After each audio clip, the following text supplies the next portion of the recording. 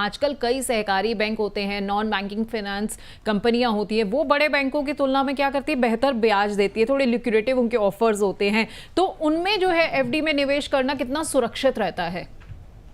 देखिए, एक तो दर्शकों को ये बताना चाहिए, पल्लवी, हमको कि आप अगर सरकारी बैंक या गैर सरकारी या तो प्राइवेट या तो पब्लिक बैंक्स में जब आप निवेश करते हैं तो आपका जो 5 लाख तक का डिपॉजिट्स है, राइट, वो आपका सुरक्षित होता है। अगर कुछ भी बैंक को हो जाता है जी। तो गवर्नमेंट आती है पिक्चर में और गवर्नमेंट बोलती है कि भाई आप चिंता मत करिए, आपका अगर 5 लाख तक का आपका डिपॉजिट्स है पर्टिकुलर वो बैंक के अंदर, तो वो सुरक्षित है, वो हम आपको वापस दे देंगे, राइट। तो बिल्कुल। वो तो कोई चिंता की बात नहीं है। आपका पैसा अगर आपके पास 5 लाख से ज्यादा भी अगर आपको निवेश करना है तो बाइफरकेट करके आप 2 3 4 बैंक सोच सकते हैं निवेश करने के लिए। और हमेशा हम ये तो कहते ही है कि अगर हम बैंक की बात करें या प्राइवेट करें या पब्लिक करें, आप टॉप 5 बैंक या टॉप 10 बैंक जो होते हैं उसमें देखना चाहिए।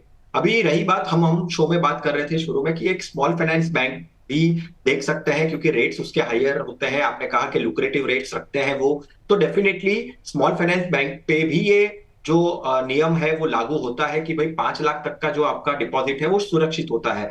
तो कोई चिंता की बात नहीं है।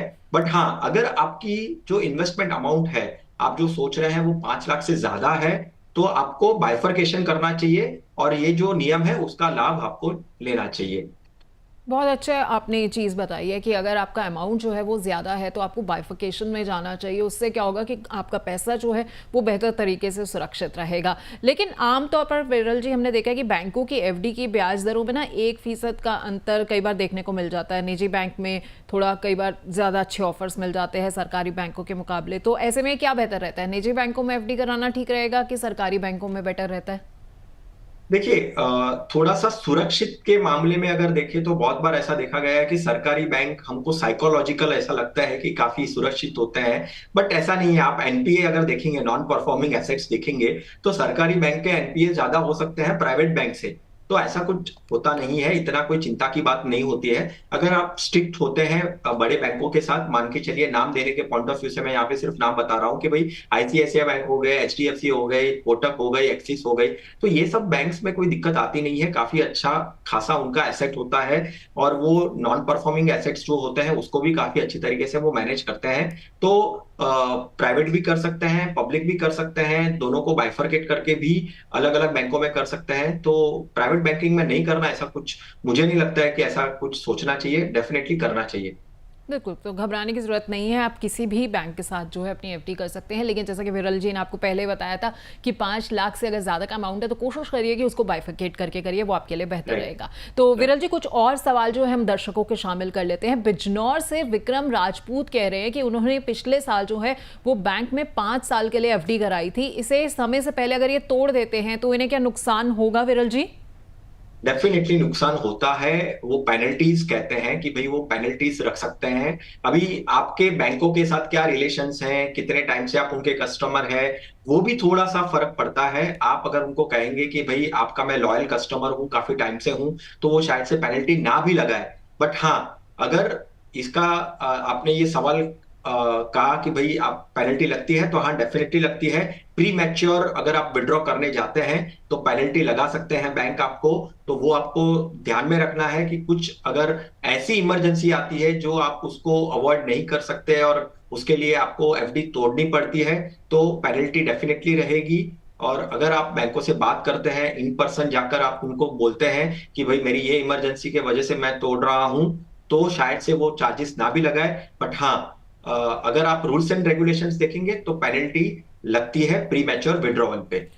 विरल जी, जैसे कि इन्होंने मेंशन किया है कि 5 साल की इनकी एफडी है, अगर ये टैक्स सेविंग एफडी है तो क्या उसमें से पहले पैसा निकाला जा सकता है? नहीं नहीं नहीं, आप नहीं निकाल सकते हैं। टैक्स सेविंग के एफडी से तो डेफिनेटली नहीं निकाल सकते हैं। और टैक्स सेविंग के लिए आपने किया हुआ है, तो अगर अगर आपके बैंक अगर कुछ कारणों अलाउ करता भी है, अगर शायद से वो पर्सन की डेथ हो गई या कुछ हो गया, तो वो केस में आपको वो अलाउ कर सकती है। जी। पर वहां पे आपको ये ध्यान में रखना है कि आपको इनकम टैक्स डिपार्टमेंट को बताना पड़ेगा कि भाई मैं अगर मेरा जो साल में मैंने ये लिया हुआ है उसका टैक्स बेनिफिट लिया हुआ है, और अगर वो मैं ब्रेक करता हूं, उसको मैं अगर मैं तोड़ देता हूं, तो मुझे इनकम टैक्स रिटर्न फाइलिंग के वक्त बताना है कि भाई मुझे इसके ऊपर जो एफडी के ऊपर मैंने बेनिफिट लिया था, वो अभी मेरी एफडी चल नहीं रही है, तो मुझे वो जो मुझे बेनिफिट मिला था उसको आप हटा दीजिए या निकाल दीजिए।